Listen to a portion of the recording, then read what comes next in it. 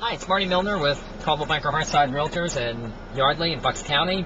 Talking to you today about an issue that comes up all the time. I got a call just recently from a prospective buyer and seller. This particular client's in a townhouse and is interested in taking advantage of low interest rates and lots of inventory to move into buy a bigger house. They're in a townhouse, they want a single family house. So the question that comes up all the time is, what do I do first? Do I buy first or do I sell first?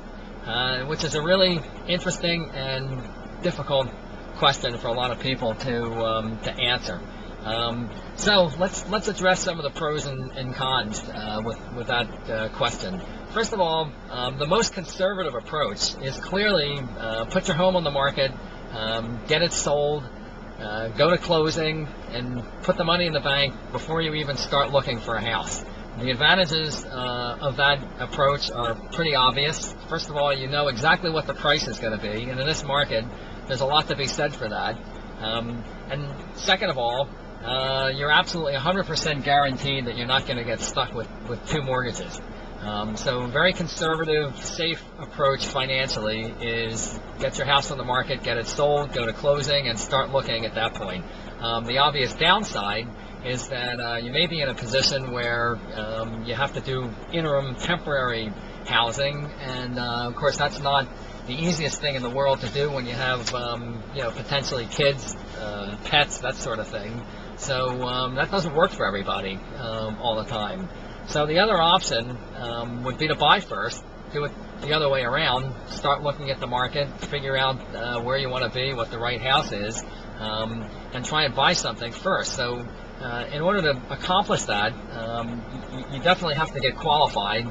Clearly you have to be sure from the mortgage perspective that you're going to be able to get qualified for the potential of carrying two houses, which again is obviously the downside to that approach, is that it is possible, especially given difficult market conditions for sellers, that you could end up owning two houses for some period of time, and you have to be prepared and comfortable carrying both houses. So the first thing is get qualified, make sure it's even feasible before you make that decision. And then start learning about the market. In terms of ultimately what the best decision is, whether you want to buy first or sell first, it really depends on what your level of comfort is, and how much risk that you're willing to take. There is an element of risk on either side of that decision. One of the things that I suggest oftentimes is we get your house on the market, get it listed. Simultaneously, while that's going on, we look at houses, we begin to get a sense of what's out there, so that you understand on that side as a buyer exactly where you're going to go when your house does sell.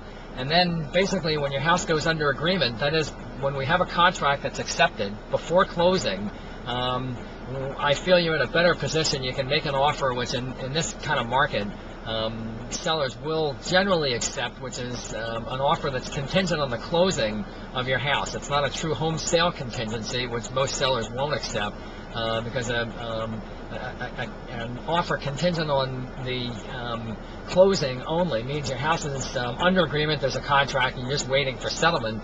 But if, God forbid, something unusual happens and the settlement doesn't take place, you're able to get out of the contract to buy, and you're not exposed to the risk of carrying two houses. So, ultimately, decide what's best for you. If you want some further clarification, be happy to talk to you. You can reach me at 215-519-1399. Again, it's Marty Millner with Coldwell Hearthside in Yardley in Bucks County.